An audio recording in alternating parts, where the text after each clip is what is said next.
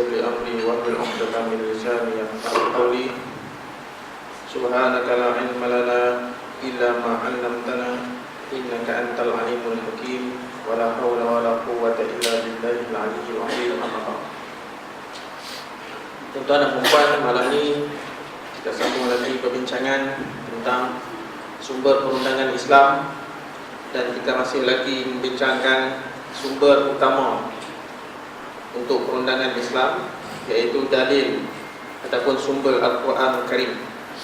Kalau dalam kuliah yang lepas kita telah menentu mengenai definisi, takrif apakah yang dimasukkan dengan Al-Quran, dan juga sedikit sebanyak ciri-ciri yang terdapat ataupun keistimewaan Al-Quran Al-Karim yang Allah Subhanahu Wa Taala turunkan kepada Nabi Muhammad sallallahu alaihi wasallam untuk disampaikan kepada umat Islam hinggalah ke saat ini.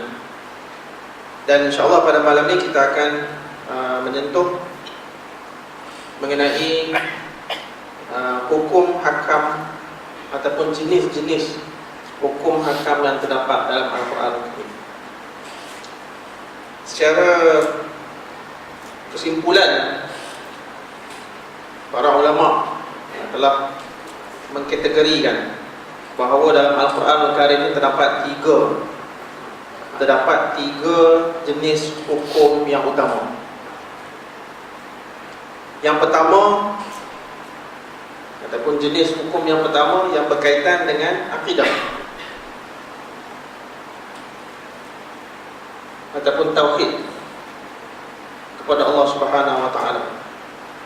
Jadi hukum hakam yang melibatkan akidah ini seperti beriman kepada Allah, beriman kepada para malaikat, kitab-kitab Allah yang Allah turunkan kepada para nabi, kemudian juga beriman kepada rasul-rasul, dan juga hari akhirat, qada dan qadar. Itu semua berkaitan dengan akidah, ilmu tauhid. Dan hukum yang berkaitan dengan akidah ini kita belajar dalam ilmu tauhid, bukan dalam ilmu ataupun kuliah ni lah. Saya sebut secara umum, tapi kalau kita nak mendalami ilmu akidah, yang itu kita belajar dalam ilmu tauhid, iaitu ilmu yang mengajar kita tentang Allah Subhanahu Wa Taala itu esa, Allah itu satu, dan Allah lah Tuhan yang selayak dan disembah, dan tiada Tuhan melainkan Allah Subhanahu Wa Taala. Sama ada kita nak belajar style pondok yang lama-lama sifat 20 ke, ataupun kita tak nak belajar sifat 20, itu sebenarnya terpulang. Okey.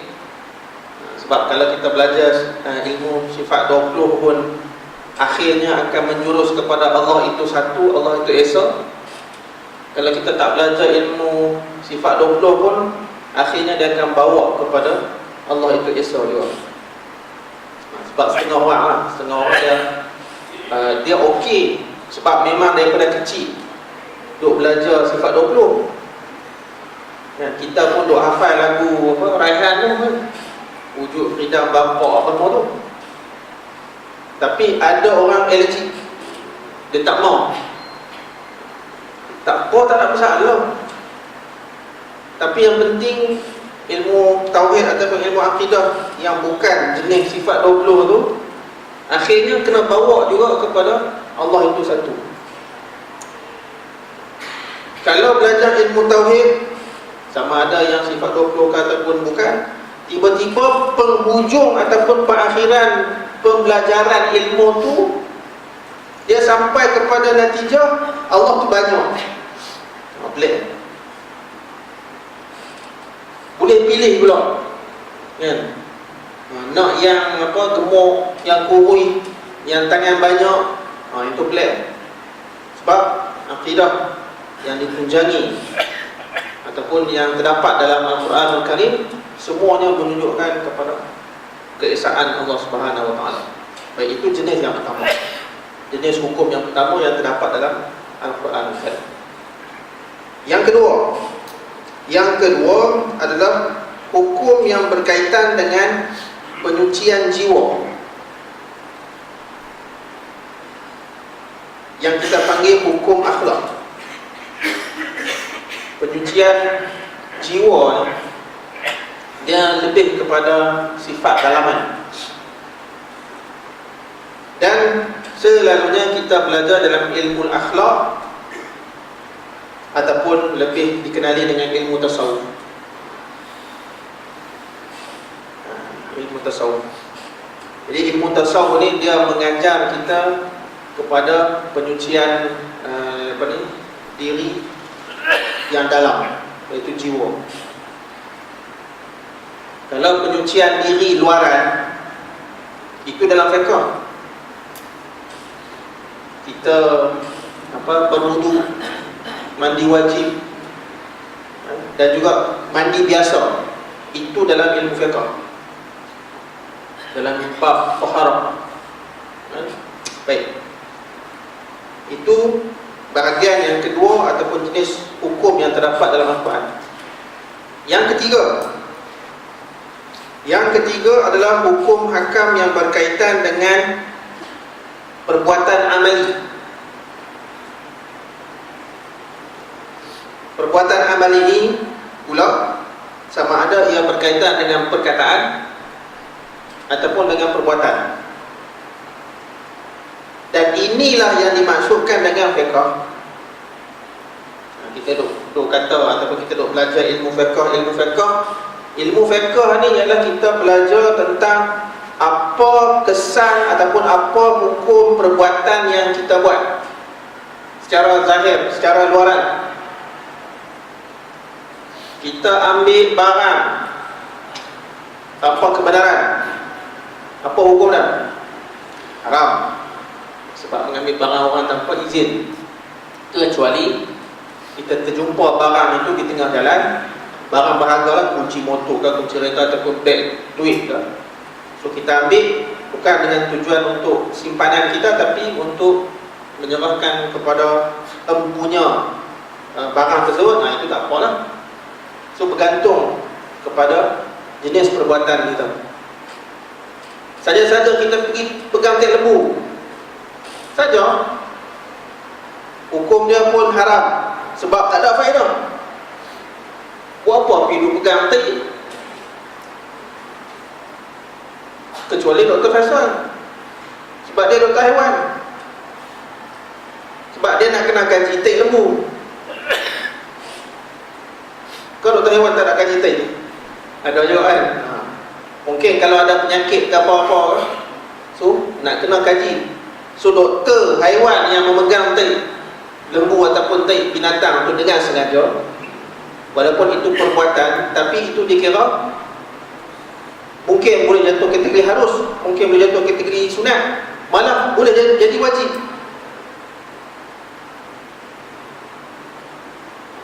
Kalau dulu, sebab saya tak pernah masuk sekolah menengah,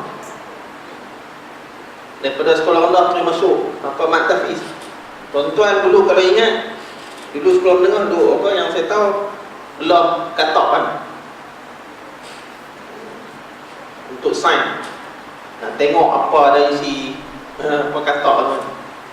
Jadi untuk tujuan pembelajaran, dia boleh jadi sunat, dia boleh jadi wajib. Tapi sengaja ataupun saja-saja pergi ambil katak, pergi ambil kucing, duk pergi belah perut dia tanpa ada reason yang munasabah, maka itu perbuatan yang zalim yang boleh jatuh haram.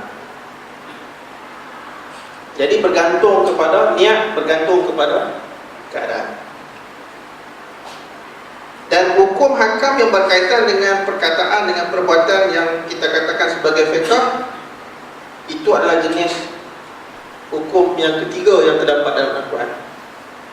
Jadi secara kesimpulannya juga, ketiga-tiga kategori ini yang selalu kita dengar dalam hadis Islam, iman dan ihsan. Kan kalau kita baca baca sirah Rasulullah, ada satu hadis yang panjang yang Rasulullah cerita tentang kedatangan Jibril alaihi salam dalam bentuk surah seorang lelaki. Ketika itu Rasulullah SAW bersama para sahabat, tiba-tiba masuk seorang lelaki yang tidak dikenali, duduk di hadapan Rasulullah, terus tanya, ya Rasulullah, ya Muhammad, mal iman, apakah yang dimaksudkan dengan iman? Jadi Rasulullah pun jawab, iman tu yang rukun iman yang 6. Beriman kepada Allah dan sebagainya, yang 6 tu. Kemudian lelaki tu tanya lagi, ya Muhammad, ya Rasulullah, apa itu mal Islam? Apakah yang dimaksudkan dengan Islam? Jadi Rasulullah pun jawab, Islam itu adalah rukun Islam yang 5 tu, syahadat, puasa, zakat, solat dan juga haji. Okey. Dan terakhir lelaki tersebut tanya, mal ihsan, apakah yang dimaksudkan dengan ihsan? Jadi ihsan, kata Rasulullah, an ta'budallah ka'annaka tarahu fa in lam takun tarahu fa innahu yaraka. Ihsan itu ialah an ta'budallah, kamu beribadat kepada Allah, menyembah Allah, ka'annaka tarahu, seolah-olah kamu melihat Allah, seolah-olah Allah itu ada depan kamu. Tapi pada hakikatnya memang kita tak nampak Allah, ya? Memang Allah tak berada di hadapan kita. Okey, kalau macam tu, fa in lam takun tarahu, kalau memang kamu tak nampak, fa innahu yaraka, maka ketahuilah bahawa Allah Subhanahu wa taala itu melihat kamu. Jadi kalau iman itu dalam hadis ni dia refer ataupun rujuk kepada bab keimanan, bab tauhid, akidah. Al-Islam itu dia berkaitan dengan fiqh, sebab dia semua perbuatan, solat, zakat, haji, puasa. Dan ihsan itu berkaitan dengan penyucian diri, penyucian jiwa. So, sebab itulah kalau kita lihat ataupun kita tengok kitab-kitab yang membincangkan tentang syariat Islam, para ulama selalunya membahagikan kepada 3 kategori besar, akidah, akhlak, syariat.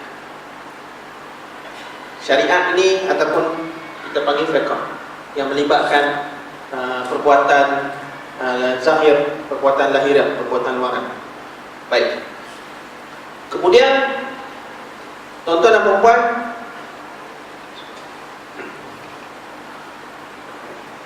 dalam subjek ataupun tajuk yang kita bincangkan, sumber perundangan Islam ni, kita tak bincang pasal akidah, sebab yang tu tuan-tuan boleh belajar dengan ustaz yang banyak tauhid.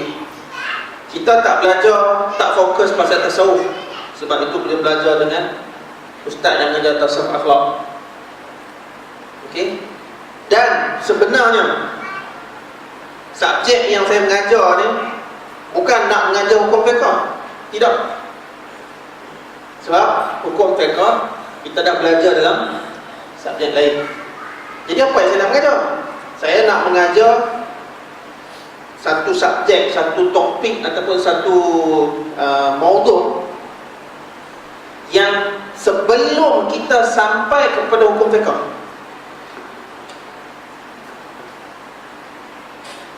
Jadi makna kata satu ilmu yang kita nak proses, yang selalu ulama-ulama ataupun para fuqaha dan mujtahid memproses ilmu fiqh. Yang tu kita nak sentuh. Tapi bukanlah benda-benda teknikal, sebab benda teknikal ni tuan-tuan tak perlu tahu pun sebenarnya. Saya dah kata dah, bukan kerja tuan-tuan. Dan bukan sesuai untuk dipelajari oleh orang awam. Dia hanya orang pakar saja, orang yang mendalami ilmu syariah, orang yang mendalami ilmu yang dipanggil usul fiqh. Yang saya nak kongsi, nak mengajar tuan-tuan ialah secara general tentang sumber-sumber perundangan Islam. Jadi bagaimanakah sumber perundangan Islam? Contoh macam Al-Quran itu yang dikatakan dalil ataupun sumber rujukan kepada hukum fiqh tu. Contoh, kita kata solat adalah wajib. Orang tanya mana dalil? Ada firman Allah Ta'ala, wa aqimus solat. Okay. Jadi sandaran kita adalah dalil Al-Quran. Jadi adakah ataupun kenapa kita katakan sumber rujukan kepada hukum tersebut adalah Al-Quran? Dan bagaimanakah yang dikatakan Al-Quran itu boleh dijadikan sebagai dalil? Yang tu kita nak sentuh. Saya sentuh bab solat tu wajib, puasa tu wajib sebagai contoh, tapi bukan nak mengajar hukum fiqh. Boleh faham kan tuan-tuan? Itulah yang dimasukkan dengan usul fiqh, ataupun lebih khusus, sebab usul fiqh ni dia luas. Dia luas. Tapi saya lebih fokus kepada sumber-sumber perundangan Islam yang 4 tu. Kalau habis yang 4 tu, sebab yang ni pun ambil masa lama juga untuk habis daripada satu Al-Quran dulu, kemudian sunnah, kemudian ijma', kemudian qiyas. Dia panjang. Kalau diberikan kesempatan oleh Allah Subhanahu Wa Taala, insya-Allah kita sambung lagi dengan dalil-dalil lain yang menjadi sandaran kepada para ulama, para mufti dalam membina ataupun istilah usul fiqh dia panggil istinbat hukum. Insya-Allah. Baik. Jadi tuan-tuan dan puan, dalam Al-Quran ini kita dalam sumber yang pertama, iaitu Al-Quran. So, hukum hakam yang terdapat dalam Al-Quran itu ada 3: akidah, tasawuf, akhlak, dan juga hukum fiqh. Dan hukum fiqh ni pula terbahagi kepada 2. Yang pertama iaitu dipanggil ibadat. Yang pertama dipanggil ibadat. Maksud, bila sebut ibadat ni maksudnya ibadat khusus lah. Ibadat khusus ni dia tak banyak pun sebenarnya. Yang famous rukun Islam. Itu apa ni ibadat khusus? Maksudnya ibadat asas. Solat, zakat, haji dan puasa. Yang lain dia masuk kepada ibadat umum lah. Sedekah, buat baik dan sebagainya tu. Itu dikira sebagai ibadat umum. Termasuk kita bekerja mencari rezeki yang halal, itu juga ibadah, tapi ibadah yang umum. Baik, hukum fiqh yang pertama yang kita namakan sebagai ibadat. Baik, apa makna ibadat secara umum? Ibadat ialah tentang hubungan antara hamba manusia kita ni, yang kita kategorikan hamba, dengan Tuhan dia, dengan Allah Subhanahu Wa Taala. Sebab itu ibadat-ibadat khusus ni dia kena niat.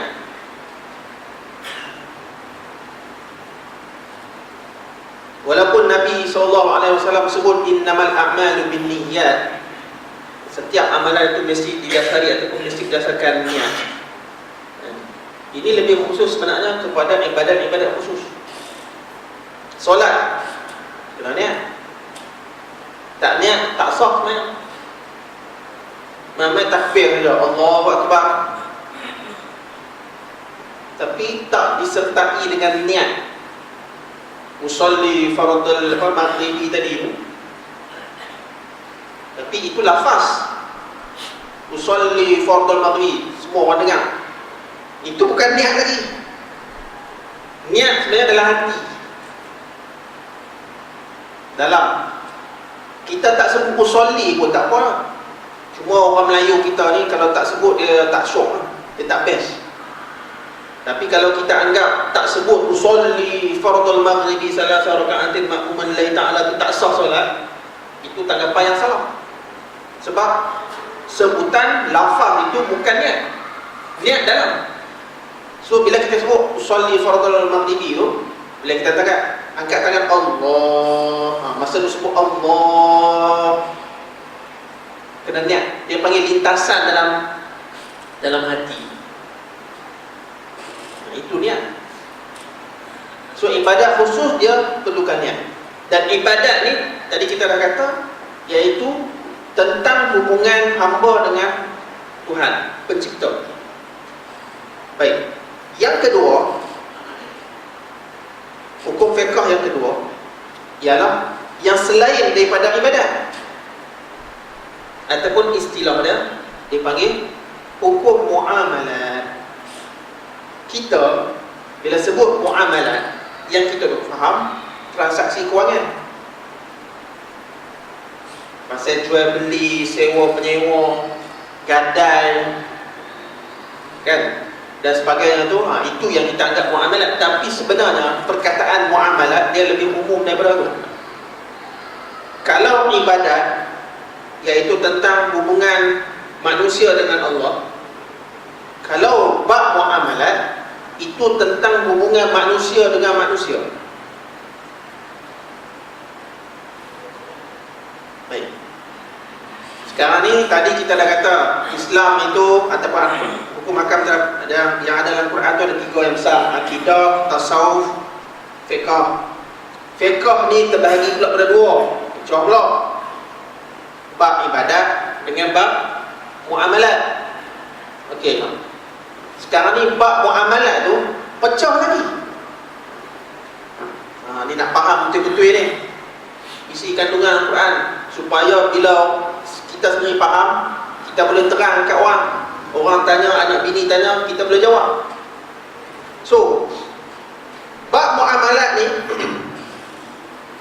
bab muamalat iaitu tentang hubungan individu dengan individu, ataupun individu dengan kumpulan, ataupun kumpulan dengan kumpulan, tapi semuanya tentang manusia.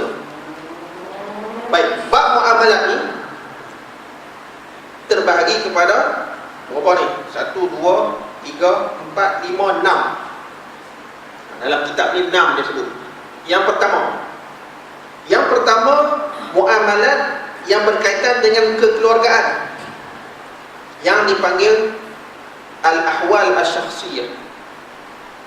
Ahwal syakhsiyah, muamalat yang berkaitan dengan kekeluargaan. Okey, dalam bab kekeluargaan yang ada dalam Quran ni, dia cerita pasal apa? Dia cerita pasal sebelum perkahwinan, kan? Sebelum perkahwinan, Al-Quran cerita Allah jadikan manusia ni terdiri daripada lelaki dan juga perempuan. Dan Allah juga cerita dalam Al-Quran yang selalunya orang lelaki ni dia dihiasi dengan kecintaan kepada wanita. Fitrahnya, kalau yang cinta lelaki tu maksudnya luar fitrah, ataupun perempuan cinta perempuan, kerana Allah tu lain cerita, lain show. Ni dari segi seksual, kalau lelaki dengan lelaki, perempuan dengan perempuan, itu di luar tabi'i ataupun di luar fitrah. Kemudian sebelum perkahwinan sikit, pasal pertunangan pun ada dalam Quran. Bab perkahwinan itu sendiri, wanita-wanita yang diharamkan kahwin pun ada dalam Quran. Setelah kahwin, nafkah siapa kena bagi, upah menyusu siapa kena tanggung, semua ada dalam Quran. Ingat Quran apa? Semua dah cover. Kalau berlaku masalah, yang tu yang apa, yang subjek yang saya mengajar kualifik, munakahat kan. Kalau ada masalah berlaku perceraian, bagaimana kita nak menguruskan perceraian, ada dalam Quran. Bab iddah pun ada dalam Quran. Suluh bila bergaduh dan sebagainya ada dalam Quran. Bab poligami ada dalam Quran. Jadi kebanyakan tentang perkahwinan ni ada. Dan itu salah satu bab muamalat yang ada dalam Quran, iaitu tentang kekeluargaan. Baik. Jadi kalau ikut Dr. Abdul Karim Zaidan, dia kata ayat Al-Quran yang berkaitan dengan kekeluargaan ini ada lebih kurang 70 ayat. Banyak.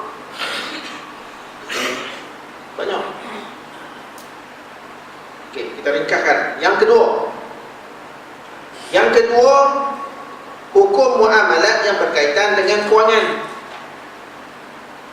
Ini yang kita sebut sebagai muamalat yang kita faham selama ni. Itu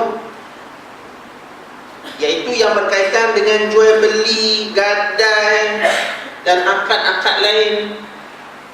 Semua itu ada dalam Quran dan jumlah ayatnya juga lebih kurang 70 ayat. Kita berhutang, selalu kita pakai percaya kawan ke, adik-beradik ke, mak ayah, anak-anak beranak. Bila hutang, kita selalu pakai percaya, pakai ingatlah kepala otak, tak ada hitam putih. Bila berlaku masalah, sekarang di mahkamah, dia nakkan hitam putih. Sebab kalau dah berdasarkan dakwaan semata-mata, sebab tu Rasulullah SAW dalam sebuah hadis yang mafhumnya kata, kalaulah dibiarkan manusia dengan dakwaan, maka mereka akan menuntut macam-macam, sehingga kan tuntutan darah sekalipun, sebab tak ada pelewat. Tuan-tuan perasan tak ayat yang terpanjang dalam surah Al-Baqarah? Al-Baqarah adalah surah yang kedua selepas surah Fatihah. Surah Al-Baqarah adalah surah yang terpanjang dalam Quran. Dan dalam surah Al-Baqarah itu ada satu ayat yang terpanjang. Kalau ikut Quran Besar Usmani ni Besar Usmani ni muka surat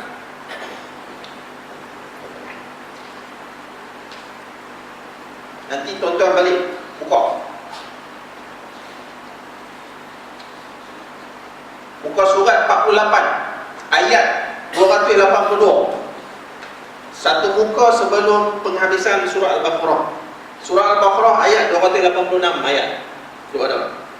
So ayat 282 Allah bagi garis panduan. Allah ajak kita, kalau berhutang boleh, hukum dia sunat, supaya apabila berlaku pertikaian kita ada bukti. Dan memang sekarang ni kalau kita pergi bank-bank dan sebagainya, dokumen kena sign. Dokumen punya tebal tak ada nak baca, dia suruh sign, dia suruh, kita pun tak tahu apa. Sebab kalau dia nak terang 3 hari 3 malam pun tak ni.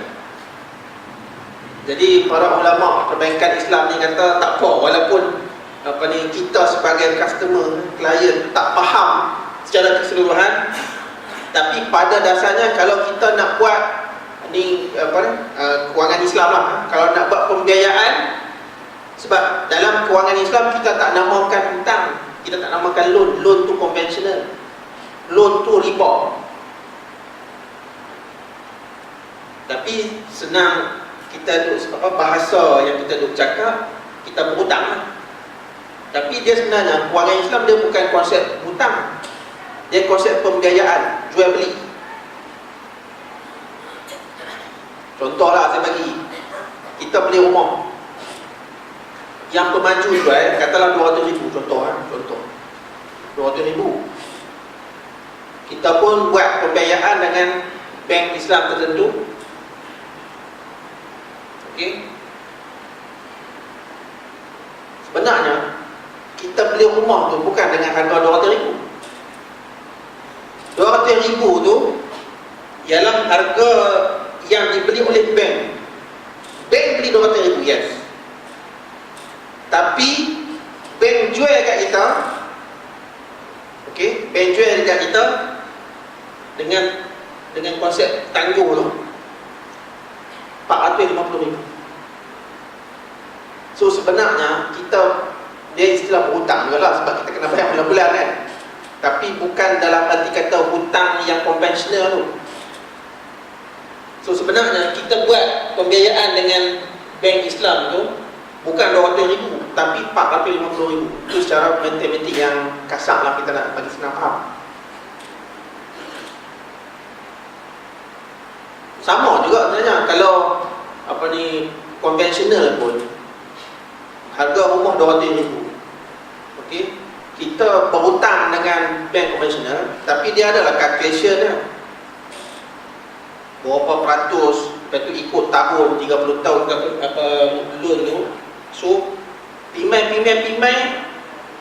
dia boleh jadi sama ada lebih mahal daripada pembiayaan Islam boleh jadi. Gantung pada calculation lah. Detail tu saya pun tak berhati nak terang, tapi secara umum macam tu. So dalam Quran pun Allah bagi panduan dekat kita bagaimana kita nak berurusan dalam muamalat kewangan ini. Tadi ayat yang saya kata, ayat yang terpanjang dalam surah Al-Baqarah tu, dia cerita pasal Allah bagi nasihat kat kita, idza tadayantum bidainin ila ajalin musamman faktubu. Kalau hangpa berhutang boleh. So kias analogi kepada ayat ini, tak kira lah sama ada kita berhutang ke, sebab dalam Islam bukan kata tak boleh berhutang, boleh, tapi tidak boleh ada lebihan. Maksudnya kalau kita berhutang RM100, kita sebagai pemberi hutang, kita bagi hutang kat orang RM100, kita hanya boleh terima RM100 balik, bayaran balik. Kalau kita ambil RM100, maksudnya ada lebihan. So lebihan itulah yang dikatakan riba. Itu secara konsep yang senang kita faham. Ya. Baik. Yang ketiga, hukum muamalat yang berkaitan dengan al-qada, iaitu kehakiman, pun ada dalam Quran. Jumlah ayat lebih kurang 13 ayat. Bab kehakiman ni maksudnya kita panggil bila konsep asasnya ialah bila memutuskan hukuman kena berlaku adil. Detailnya banyak dalam hadis, tapi dalam Quran ada, cuma Allah sebut secara umum.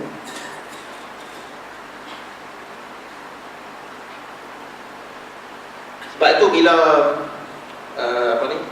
Malaysia melantik 2 orang hakim syar'i wanita, dah lantik pun kan. Okay. Persoalannya bukan atas dasar gender, bukan atas dasar jantina. Orang perempuan seronok bila kerajaan kata nak lantik hakim syar'i wanita. Pakat tepuk tangan, melompatkan. Sebab dia kata dengan terlantiknya hakim wanita, hakim syar'i wanita akan memberi keadilan kepada golongan wanita. Salah konsep. Dia sama ada kita lantik hakim lelaki ke, kita lantik hakim wanita ke, unsur dia kita lantik. Saya tak pernah jumpa lah pula ulama bincang boleh tak lantik hakim unsur kan. Okey, sama ada kita lantik hakim lelaki ke lantik hakim wanita, asalnya ialah kena adil.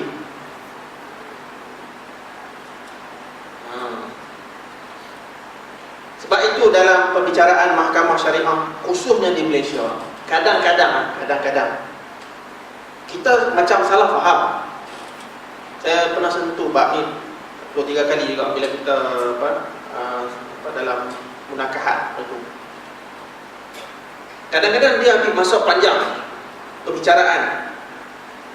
Boleh makan masa bertahun, 3-4 tahun kadang-kadang. Dia banyak faktor, jangan salahkan pihak mahkamah saja. Selalunya bila pertikaian, contoh isteri bawa ke mahkamah sebab suami dera, suami tak bagi nafkah. Okey, itu dakwaan isteri. Dia main menangis depan mahkamah, dekat hakim dia kata bini dia, suami dia tak bagi nafkah bla bla bla kan. Boleh tak kita terima bulat-bulat? Dalam Islam, no. Kena ada bukti. Sebab tu tadi kita kata kan, kalau dibiarkan manusia, ni hadis ni, bila dibiarkan manusia menuntut dakwaan macam-macam tanpa ada bukti, orang boleh tuntut macam-macam. So kena ada bukti. Bukti apa? Kalau kena kena dera, kena penyempak ke, kena terajam ke, report polis kena ada. Kena report polis dulu. Kan, kena kita panggil report medical pun kena ada.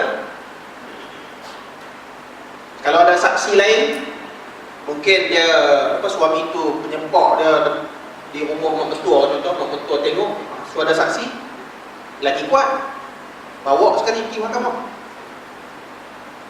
Kemudian hakim dia akan tanya pihak suami. Dah azan sekejap.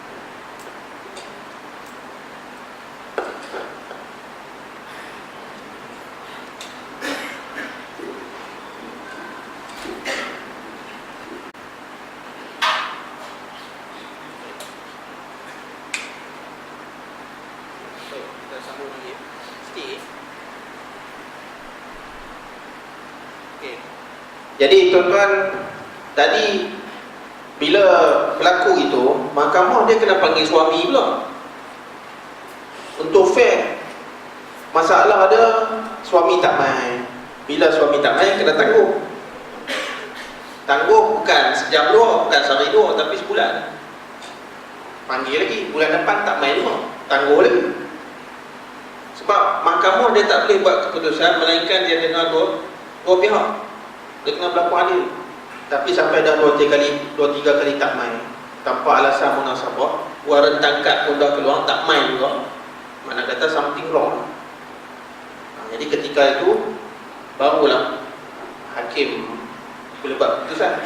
So pendek cerita tuan-tuan dan puan-puan, kok mana pun konsepnya sama ada kita lantik hakim lelaki ataupun hakim wanita, yang penting ialah keadilan itu diberikan kepada pihak yang sewajarnya, yang sepatutnya, yang ada bukti. Jadi dalam sebuah hadis Rasulullah kata, nahnu naqdi biz-zawahir wallahu yatawalla as-sarair. Kami para qadi, para hakim ni hanya mampu untuk memutuskan hukuman berdasarkan bukti-bukti yang ada. Kalau bukti itu dimanipulate, tipu ke, orang cipta bukti macam-macam ke, itu bukan urusan hakim lah, tapi urusan yang tukang tipu tu dengan Allah Subhanahu Wa Taala. Tanggung di akhirat. Baik. Seterusnya tuan-tuan, yang keempat. Yang keempat, hukum muamalat yang berkaitan dengan jenayah dan hukuman pun ada dalam Quran. Itulah yang bab hudud, bab ta'zir, bab qisas, semua ada dalam Quran. Ayat yang ada berkaitan dengan jenayah ataupun hukuman ni lebih kurang 30 ayat. Tujuannya untuk menjaga keamanan manusia sejagat. Bukan umat Islam saja, tapi manusia sejagat. Kemudian hukum muamalat yang kelima. Betul kan? 1, 2, 3, 4, 5. Yang kelima, iaitu hukum muamalat yang berkaitan dengan sistem pemerintahan pun ada. Cuma Allah tak detailkanlah. Hampa ni wajib perintah negara kena pakai sistem khalifah, tak? Wajib pakai Perdana Menteri saja, tak? Ikut kan? Nak pakai sistem beraja macam Saudi, Jordan pun boleh.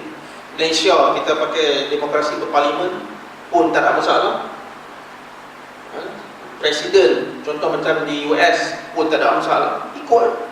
Tapi yang penting ialah asas-asas pemerintahan melaksanakan syariat Allah. Kalau untuk orang Islam lah. Dan itu je yang Allah suruh. Ayat yang berkaitan ada lebih kurang 10 ayat. Baik. Yang keenam, hukum muamalat yang berkaitan dengan hubungan negara Islam dengan negara lain pun ada juga. Ini pasal diplomasi, pasal perang, pasal keamanan dan sebagainya. Lebih kurang 25 ayat, banyak juga. Banyak lagi pada pemerintahan ni. Lebih kurang 25 ayat. Dan yang terakhir hukum muamalat yang berkaitan dengan ekonomi. Kalau tadi berkaitan dengan kewangan, dia lebih khusus, jual beli, sewa menyewa, hutang. Kalau ekonomi ni dia makro, yang lebih besar. Contoh pasal kita panggil tentang sumber negara, pengurusan sumber negara. Ni bulan depan GST ni, orang nak tanya boleh tak boleh. Kemarin ada forum, kalau perasan dalam Facebook, ahli panel Rafizi, Dr. Zaharuddin dengan kalau tak silap Luqman Adam, kalau tak silap, membahaskan. Cuba carilah dalam YouTube, rasa dia orang dah upload tu, boleh dengar lah penerangan pasal GST. Saya nak akhiri kuliah pada malam ni pasal cukai GST. Orang tanya, boleh lah GST ni. Yang pertama sekali, bila sebut undang-undang ke peraturan ke, saya nak tanya tuan-tuan dan perempuan, sejak bila kerajaan tanya masyarakat? Masyarakat setuju lah saya nak buat undang-undang ni. Sejak bila kerajaan tanya? Sebenarnya kerajaan tak perlu tanya apa. Kerajaan berhak. Tu dia lah, ustaz kerajaan lah, dengar dulu. Memang saya orang kerajaan. Sebenarnya kerajaan dia boleh melaksanakan apa-apa peraturan yang untuk kebaikan negara. Sebab itu kerajaan buat peraturan, sama ada peraturan jalan raya ke, apa-apa lah. Itu semua untuk kebaikan negara. Maksudnya bila sebut kebaikan negara, kebaikan masyarakat yang hidup dalam negara tersebut.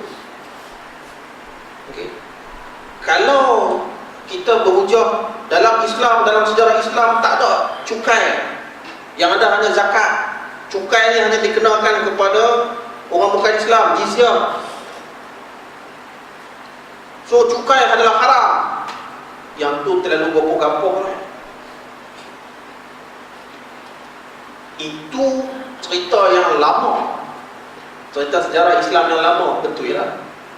Tapi kita hidup zaman sekarang ni dengan peredaran kita panggil luan, dengan peredaran macam-macam. So apa saja peraturan yang kerajaan buat dalam mengurus negara, cuma pimpinan negara dia kena faham kaedah, iaitu tasarruful imam manutun bil maslahah. Ini kaedah fiqh, iaitu segala tindak tanduk peraturan yang kerajaan buat, yang laksana dalam negara, manutun bil maslahah, wajib kena memberi manfaat kepada semua, jangan sebelah pihak.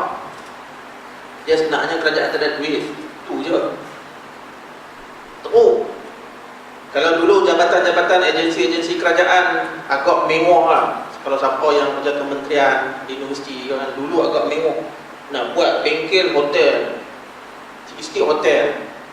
Law ni semua kena banyak yang disekat.